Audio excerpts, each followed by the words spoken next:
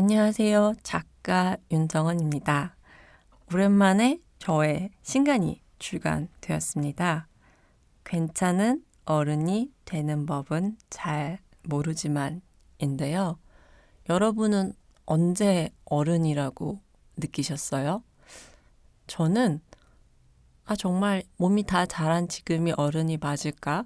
나는 지금 찬찬히 어른이 되어가는 중일까? 혹은 몸이 어른이고 마음이 아이일까 고민하다가 그런 고민과 또 저의 성장 과정 같이 나누고 싶어서 이 책을 썼습니다. 이 책을 함께 저와 만들어주신 우리 담당 에디터분이 제 앞에서 아주 쑥스러운 미소를 짓고 계시는데요. 안녕하세요. 네, 안녕하세요. 에디터 조은아입니다. 네. 저는 처음에 이 원고, 이제 전체 원고를 받았을 때, 프롤로그 부분이 너무 좋았었어요. 네. 사실 첫 장을 열면은 이 책이 어떤 책일까 하는 기대감과 또, 내가 또 얼마나 많은 것을 볼 수 있을까 하는 생각들이 드는데, 이 책이 저한테는 프롤로그가 그랬던 것 같아요. 작가님은 혹시 책 중에서 어떤 부분이 좋으셨는지 궁금합니다. 저는 사실 뭐 저의 글이니까 누구 하나 안 이쁜 아이 없지만은 저 역시도 프롤로그 쓰면서 굉장히 좋았어요. 사실 뭐 비하인드 스토리로는 맨 마지막에 쓰여 있는 괜찮은 어른이 되는 법은 잘 모르지만이라는 글을 책을 시작할 때 썼었고요. 이 프롤로그를 책의 끝에 썼어요. 그래서 순서를 바꿨죠. 시작과 끝을 바꿨는데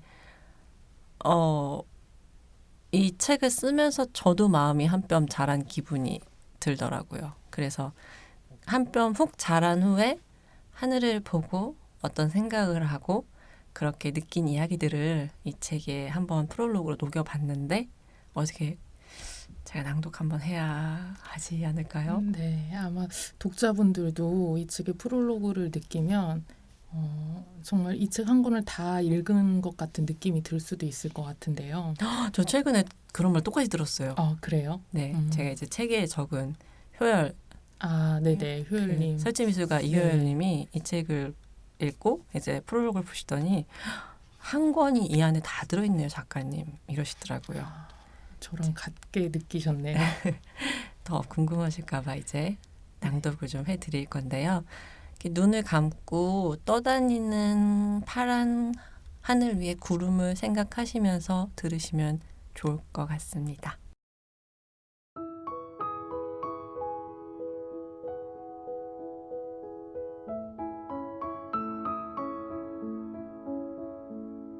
아무것도 아닌 보통의 날.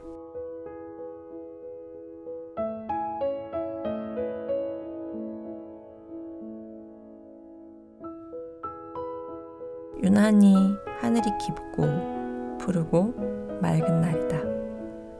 아름다운 하늘을 감상하고 싶어 가만히 바닥에 누워 하늘을 바라본다. 고개를 들어 바라본 적은 많아도 이렇게 몸을 가지런히 누이고 하늘을 본 적은 없던 것 같다. 구름이 흘러가는 그림을 본다. 구름은 모양을 달리하며 쉼없이 흐른다. 누운 자리에서 왼쪽으로 고개를 돌리니 산과 마을 풍경이 눈에 들어온다. 산속 마을은 정겹고 평화롭다. 나뭇잎이 바람에 쓸리는 소리를 음악 삼아 한참을 하늘을 보며 나는 선이 된다. 하늘이 된다. 구름이 된다. 동공 가득 담긴 하늘을 간직하려 가만히 눈을 감고 생각한다. 시간이 흘러도 오늘이 참 그리울 것 같다고. 사실 이 부분은 제가 이 글을 쓰기 전날에 실제로 1시간 동안 가만히 누워서 하늘을 보고 그 잔상을 그대로 옮겨 적은 글이에요. 그래서 아마도 좀 더 이제 생생하게 저 역시도 느껴지는 것 같은데 그때 누워서 하늘을 바라보면서 아, 이렇게 인생이 아름다운 순간이 정말 있구나.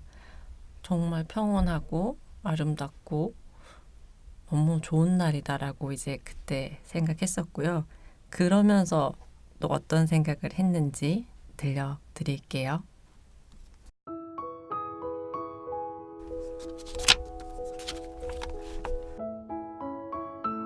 아무것도 아닌 날이 실은 아무 것인 날이라는 사실을 알게 되었다. 그럴 수도 있지 하고 고개를 끄덕거리던 어제와 아무것도 아닌 날에 평화에 진심으로 안도하는 오늘의 내가 있다. 양편의 삶 모두 내 것이다. 오롯이 하늘과 구름과 나무의 소리만을 느낄 수 있던 그날의 충만한 평온함을 가슴 깊은 곳에 보관해 둔다. 마음이 아프고 찢기고 후회할 거라면서도 날선 말로 상처를 주고받을 어떤 날에 꺼내어 볼 치유의 추억으로 남겨둔다. 아무것도 아닌 날들이 모여 아무 것이 된다 라고 적는다. 이 문장은 아무것 대신 특별한 날이라고 썼다 지웠다. 다시 아름다운 날이라 썼다 지우고 보통 날이라고도 써본다. 굳이 자기 앞의 생을 특별한 혹은 아름다움 같은 형용사로 꾸미지 않아도 충분하다 생각한다. 아무 일도 일어나지 않는 그저 그런 보통 날이야말로 눈이 부시게 아름다운 날임을 알았다. 모두가 잠든 까만 밤에 내쉰 깊은 한숨이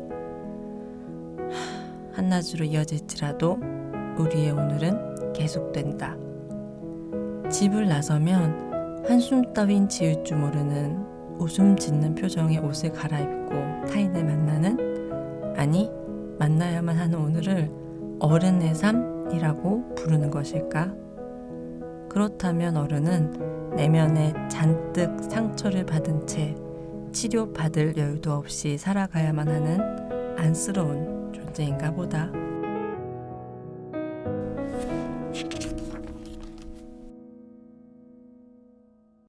어른, 어떤 존재일까요?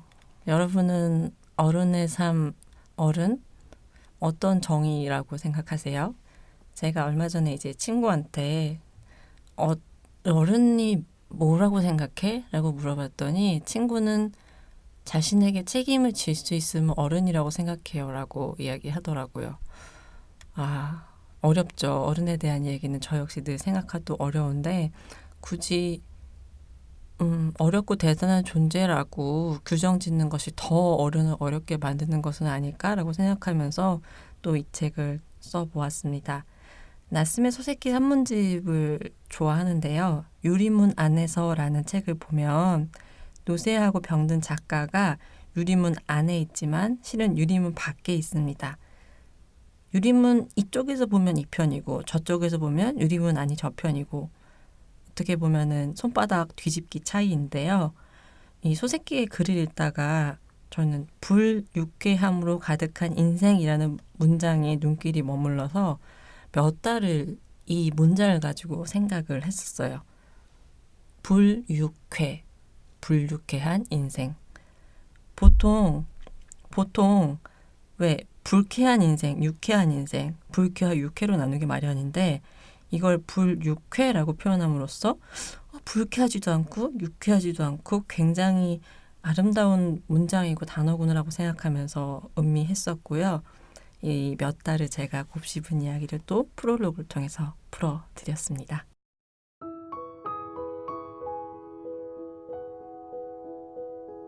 보통 불쾌와 유쾌로 나뉠 텐데 불유쾌라고 표현함으로써 한 번 더 천천히 문장을 음미하게 된다. 불쾌라 하면 절로 인상을 쓰게 되는데 불유쾌라 발음해보니 조금 가벼운 불쾌 혹은 조금 무거운 유쾌라 느껴진다. 불유쾌한 인생의 향연에서 유쾌한 삶이란 무엇일까 생각하다 보통 날이야말로 유쾌한 삶이 아닐까 싶다. 가만히 누워 하늘을 바라보거나 나뭇잎이 바람에 산들거리는 모습을 보며 하루를 보내는 아름다운 보통 날을 늘려가는 일. 마음에 치유의 이불을 덮어주는 일. 그럼으로써 유리문 안에 갇혀있는 마음을 유리문 밖으로 꺼내는 일. 불쾌하건 유쾌하건 신경 쓰지 않고 살아가는 일. 웃음 뒤에 눈물을 담고 살아가는 서로를 마음으로 안아주는 일. 어른으로 살아가는 오늘의 나에게 필요한 것들이다. 그리고 당신에게도.